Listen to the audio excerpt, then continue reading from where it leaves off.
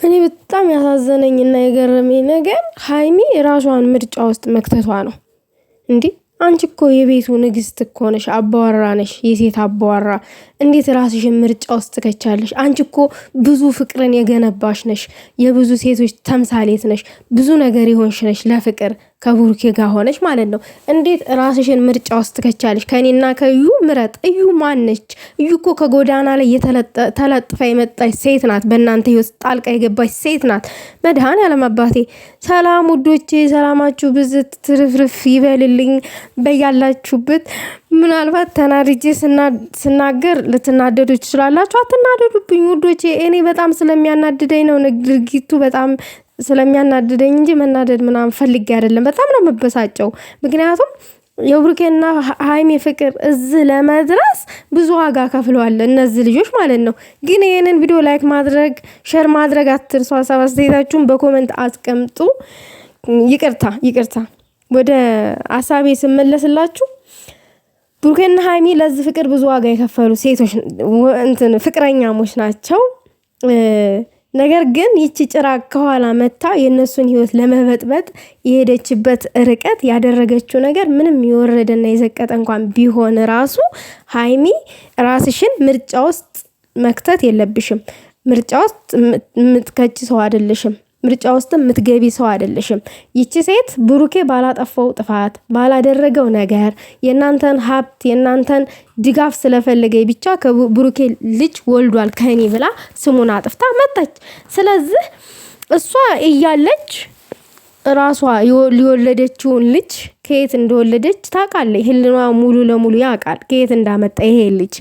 ራሷ እናቱ እያለች አንቺ የማሳደግ ግዴታ የለብሽም። አንቺ የምታሳድጊው በሆድሽ ውስጥ ያለውን ፈጣሪ በቅፍሽ አድርጎልሽ ስትወልጂ ያን ልጅ የራስሽን ልጅ የምታሳድጊው ማንም መንገደኛ እየመጣ ገና የዩን ዛሬ አምነሽ ተተቀበልሽ፣ ነገ ደግሞ የሆነሽ መንገደኛ መታ እቺ የብሩኬ ልጅ ናት ብትል እኔ አሳድጋለሁ ብለሽ ልትቀበይ ነው እንዴ? ይሄ ንጹህ ልብሽ፣ ይሄ ዋነትሽ መልሶ አንቺን ይጎዳሻል። የምታረጋቸውን ነገር በጣም ለይተሽ ማወቅ አለብሽ። ቅማምዬ መስዋዕት የምትከፍልበትን ቦታ እንኳን ለይተሽ ማወቅ አሁን ታስኖሻል።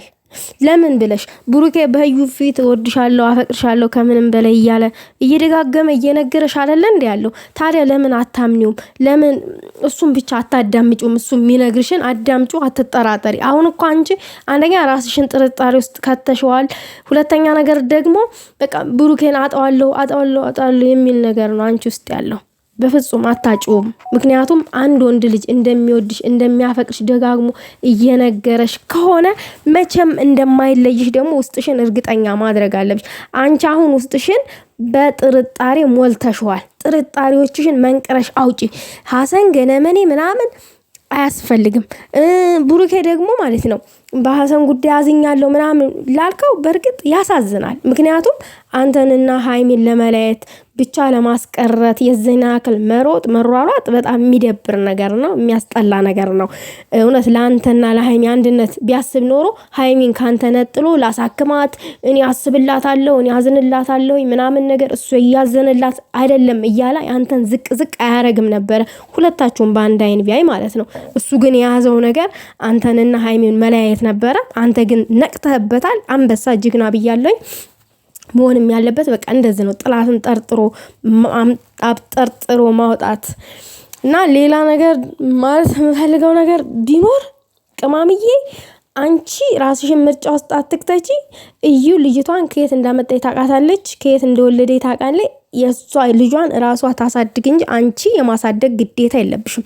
ይሄ ወንድ እወድሻለሁ አፈቅርሻለሁ እመኒኝ እያለ ደጋግሞ እየነገረሽ ይቺ ሴት ራሱ ምርጫ ሰጠኝ ለብሩኬ ከኔና ከልጅህ ምረጥ ነው አይደል ያለው? ከአንቺና ከሃይሚና ከልጅህ ምረጥ ነው ያለች። ይቺ አይን አውጣ ማለት ነው።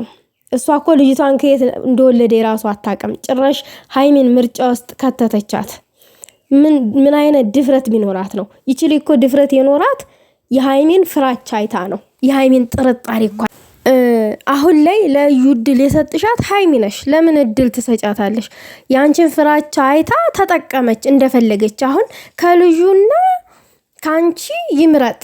በቃ እኔ ከሱ ጋር ነው መኖር የምፈልገው ምናምን ነገር እንዴ። አንድ ሴት እኮ በጋብቻ እንኳን እንደዚህ እልል ብሎ ምናምን ነገር ተድራ ራሱ እንደዛ አትበጣጠስም።